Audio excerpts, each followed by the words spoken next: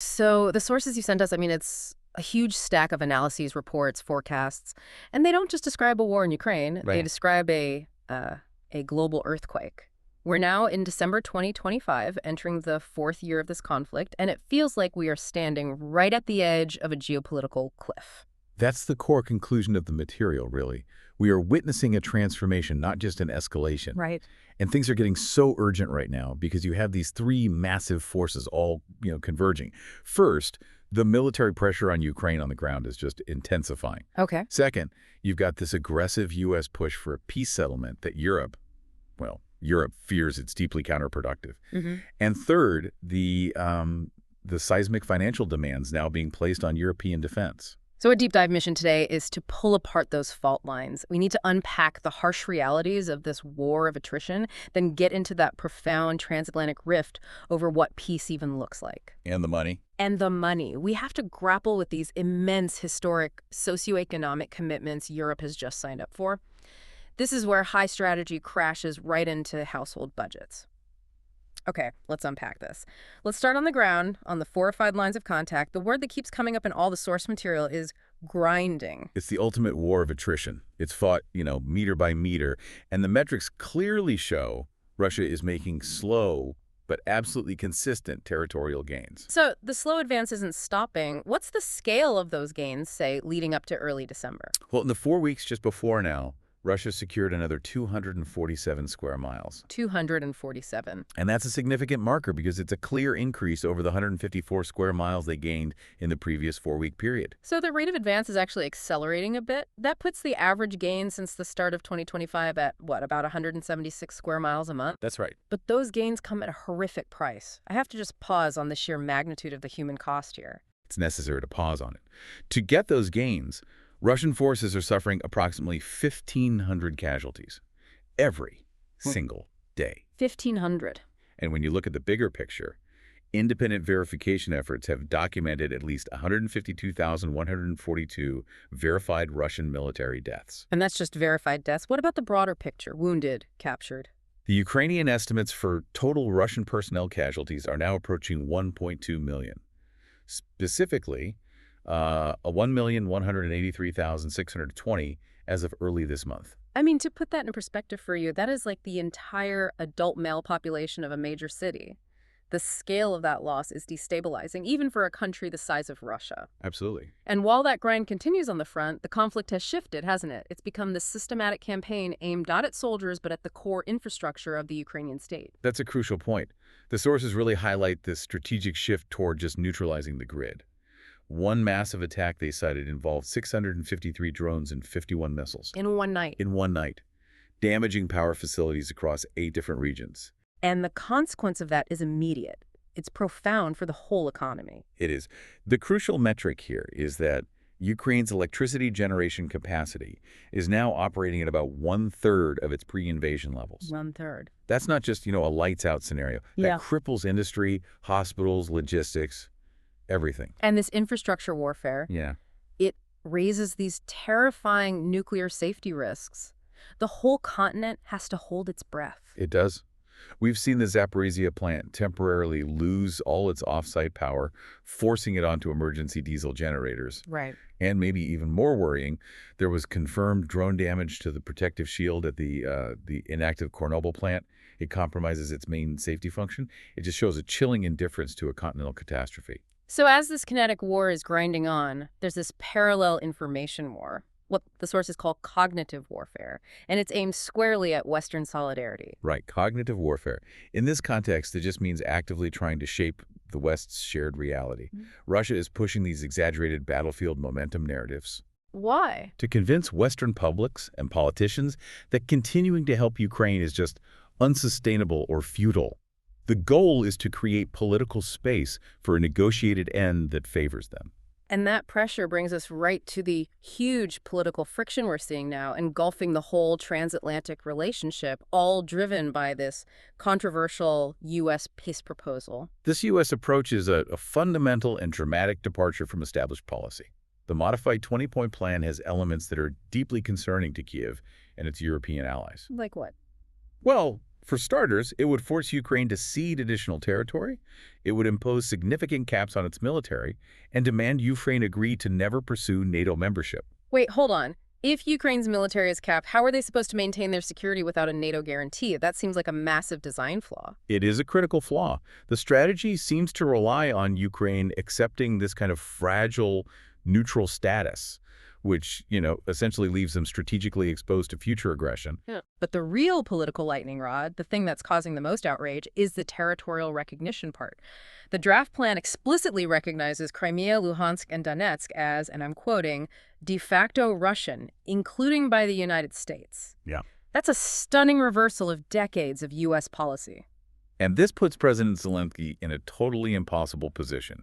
He maintains Ukraine has, quote, no legal right, no moral right to cede territory. That's his constitution, his political reality. But at the same time, the sources note he suggested some openness to holding elections within 3 months if security can be guaranteed. Which is a big if. It's a huge if, but it implies he's open to some kind of painful political process, even if he can't sign away land. Meanwhile, in Europe, leaders are viewing this whole U.S. plan as a strategic disaster. They see it as an imposed, unequal peace, one that basically rewards military aggression and, even worse, all but guarantees another conflict down the road. And this is where history just leaps forward. What's fascinating here is that European leaders are explicitly bringing up the 1938 Munich Agreement. The memory of Munich is incredibly potent in Europe. That agreement, ceding Czechoslovakia's Sudetenland to try and satisfy Hitler. It's just guaranteed a wider war. Exactly. Yeah. And European officials see this U.S. proposal as making the exact same fatal mistake, prioritizing a shaky short-term peace over long-term strategic stability, which they think guarantees future Russian expansionism. And because of that skepticism, Ukraine's allies have been working on their own alternatives. The sources mention 3 separate documents. Right, a 20-point peace framework, a set of security guarantees that really emphasize pathways to EU membership, and a post-war reconstruction plan. They're trying to present a united strategic front against the U.S. plan. So what's at the root of this divergence? It's a fundamental difference in threat perception. The Trump national security strategy frames Russia not as a direct military threat, but as a state with which the U.S. needs to, quote, reestablish strategic stability. So they're not seeing Russia as the adversary, but as a difficult partner for stability. Precisely. For most of Europe, though, Russia is the immediate existential threat. There's the disconnect.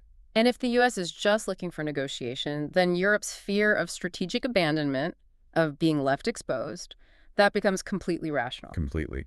And that fear has led directly to the single biggest financial and military commitment Europe has made in decades. Okay, let's follow that thread. Let's talk about the unprecedented 5% defense target.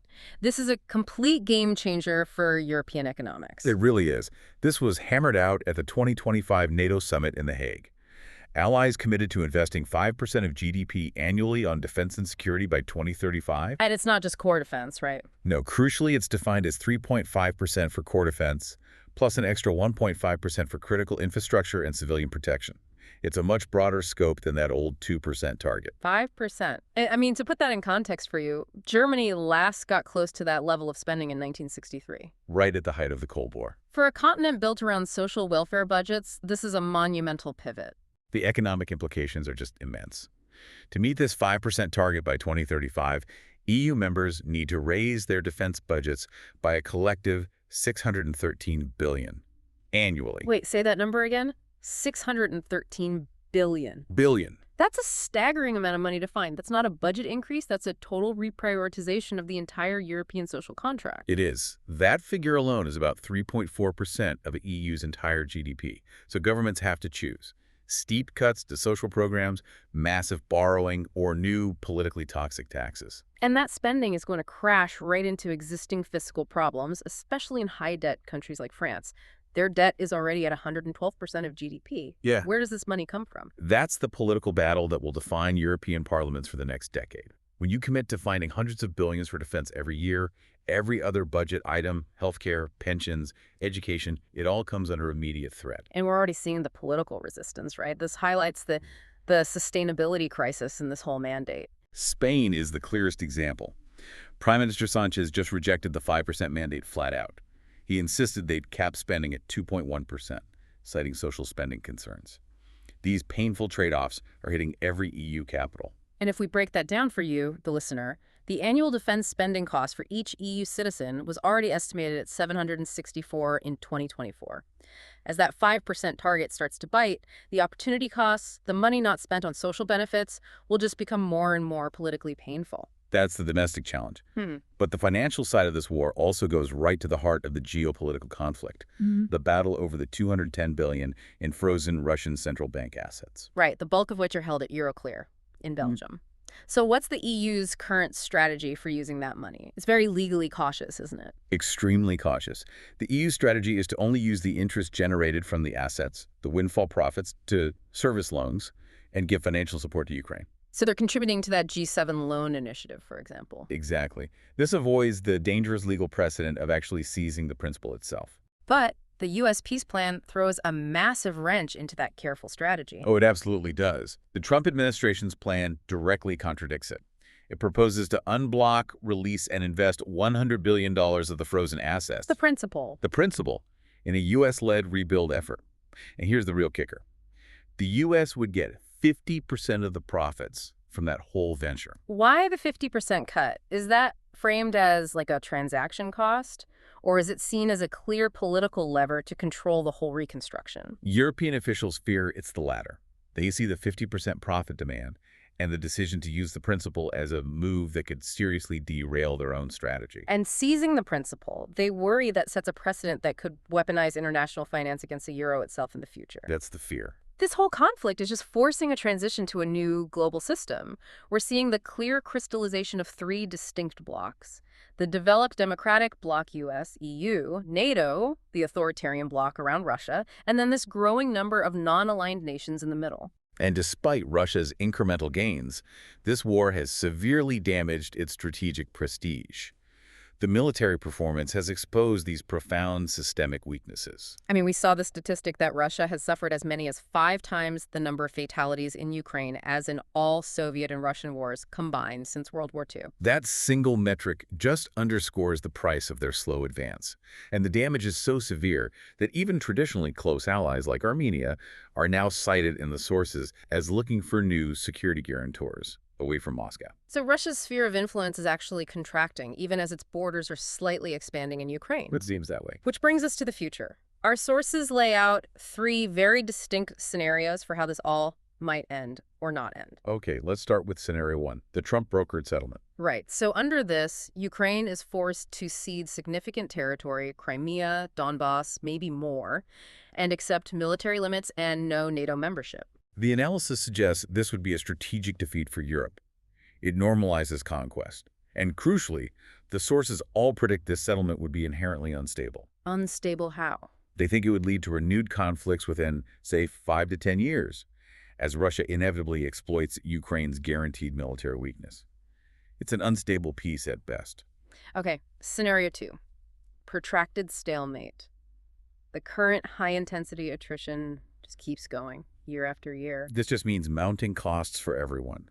Sustained attrition for Russia, relentless infrastructure destruction for Ukraine, and rising political pressures in Europe from the high defense spending and lack of progress. Exhaustion, not victory, would be the end game there. And finally, scenario 3, the catastrophic one.